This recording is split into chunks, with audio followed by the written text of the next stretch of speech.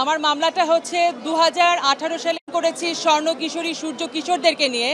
তখন এই চ্যানেল আইতেই আমরা শুরু করেছিলাম এই যাত্রা 2012 সালে। 2018তে এসে এই অনুষ্ঠানটি হঠাৎ বন্ধ করে দেয়া হয়। পরবর্তীতে আমি জানতে পারি ফরিদুর রেজা সাগরের লেখা সমকালে তিনি লিখেছেন শাইখ সিরাজ ঘটনাটি ঘটিয়েছেন।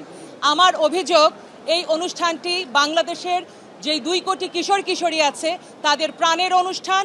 তারা এখানে ইনভেস্ট করেছে তাদের স্বপ্ন, তাদের শ্রম, তাদের মেধা, তাদের টাকা।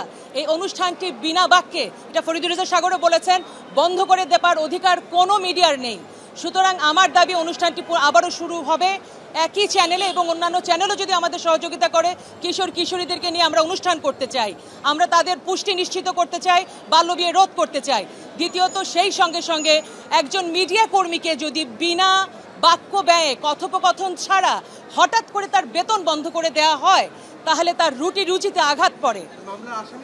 ফরিদুর রেজা সাগর লিখেছেন এই ঘটনাটি ঘটিয়েছেন শাইখ সিরাজ।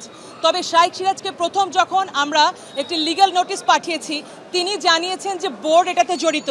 যেহেতু ফরিদুর রেজা সাগর বিদেশে ছিলেন, অসুস্থ ছিলেন দীর্ঘ সময়, তিনি এই বিষয়ে কিছু জানেন না বিধায় পরবর্তীতে তাকে অনুরোধ করলে তিনি বলেন বোর্ডে তিনি এটা প্লেস করতে পারছেন না।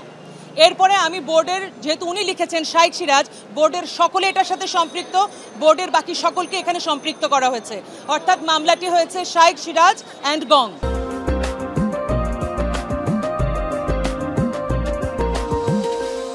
এসিএমএম 5 নং আদালতে একটি মামলা দায়ের হয়েছে।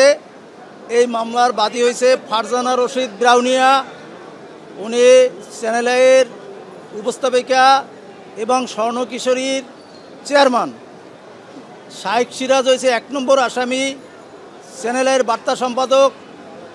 ওনার নির্দেশে এই মামলার বাদী 2018 সালে আন্দোলনকারীদের পক্ষে স্বর্ণ কিশোরীদের নিয়ে যখন অবস্থান নেয়, তখন এই আন্দোলনকারীদের বিপক্ষে থাকিয়া ওনার স্বর্ণ কিশোরী বন্ধ করে দেয়, এবং ওনার ওইখানে যে চাকরি ছিল, চাকরি থেকে বিনা নোটিশে ওনাকে আর চাকরি ফেরত দেয় নাই।